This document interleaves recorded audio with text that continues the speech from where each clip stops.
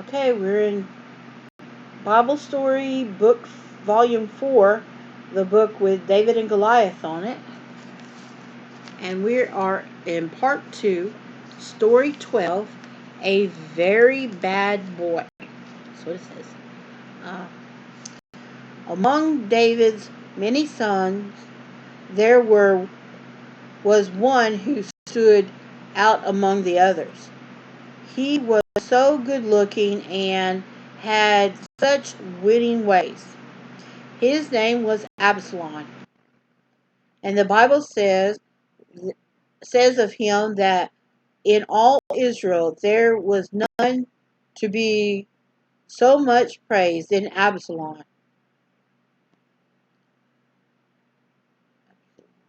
Yeah, Absalom. For his beauty, for the sole of his feet, from the sole of his feet to the crown on his head, there was no blemish on him. In other words, he was really, really good looking. For his beauty was all on the outside. In his heart, which nobody could see, were pride, envy, hatred, and other unloving things. Once invited, he once invited all his brothers to a picnic at the time of shearing the sheep. All of them went, but they did not return. When the boys came back to Jerusalem that night, two were missing. Amnon was dead, and Absalom, who had killed him, had fled, fearing his father's anger. Absalom stayed away from home for 3 long years.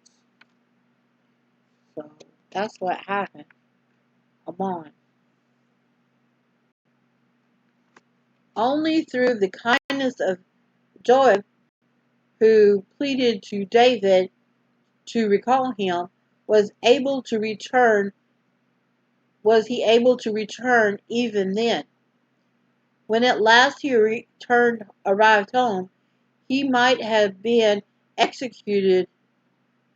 No, when at last he arrived home, he might have been expected to show some gratitude to Joab, but no. Instead, when Joab did not come to see him when this impotent youth thought he should, he burnt one of Joab's fields of barley out of spite. Ooh, that is bad.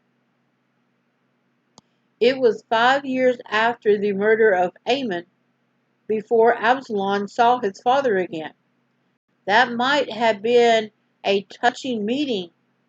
Ever tenderhearted, David forgave him for the great wrong he had done and kissed him.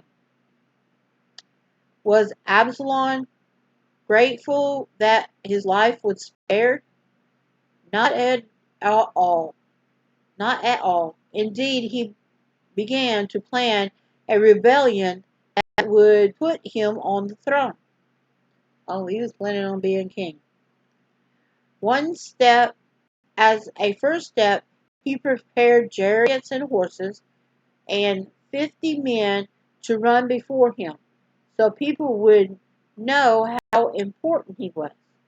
Then he began to go early every day to the main gate of the city, where he talked kindly to all the important people who came in and out. He would ask them how far they came and what they planned to do in Jerusalem. If a man said he had a case he wished to take to the king for judgment, Absalom would say, "Thy matters are good and right, but there is no man dispute of the king to hear thee." In other words, there's nobody there by the king to hear you. And it's condensed again. And then a pause. Oh, that I were made judge in the land, that every man which hath any suit or cause might come to me, and I would do him justice. This spread an idea abroad, and he would have made a better king than his father. When a man bowed to him, he would put his arms around him and kiss him. So he was known and loved as a kind and sympathetic leader. So Absalom stole the heart of the men of Israel.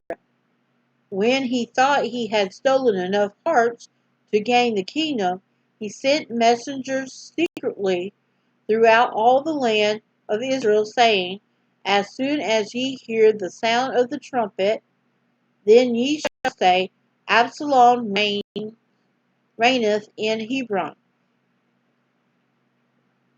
The King James sometimes throws my mouth off.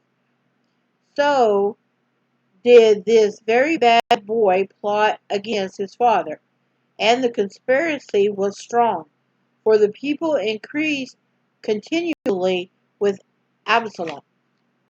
And then it's got a picture of him schmoozing a guy at the gate. And then, of course, not many people know, or he has very long hair. So he was very pretty and long hair. How many went to Hebron when Absalom set himself up as king? We are not told.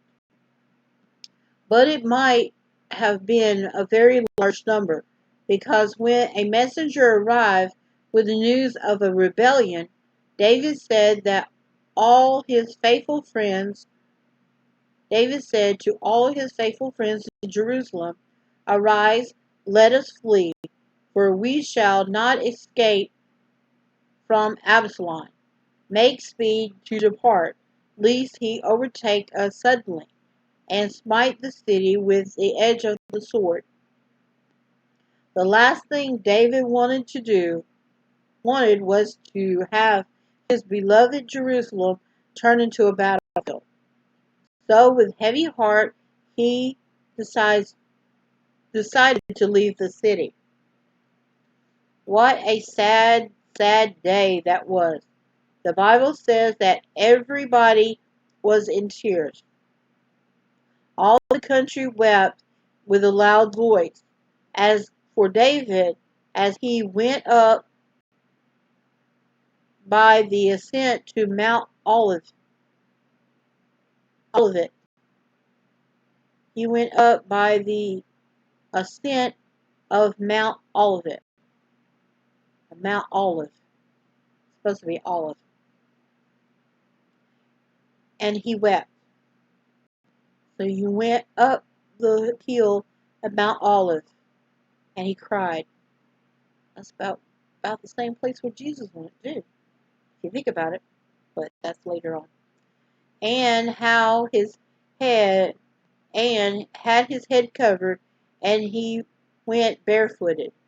And all the people that was with him covered every man his head, and they went up weeping as they went up. So they went up barefooted and their head covered. Okay? So David, who had spent so much of his life fleeing from his father-in-law, now fled in fear and sorrow from one of his own sons. Then it has a picture of David. Go ahead. Well, that was really smart of him, though. I mean, why do you want to destroy a city? You just got the city the way you want it, and then you want to just get it destroyed? Especially since you want to have you got the tabernacle in there? I mean, just think. Okay, that was part 2, story 12. and it's time to break, and then we'll go to the next story.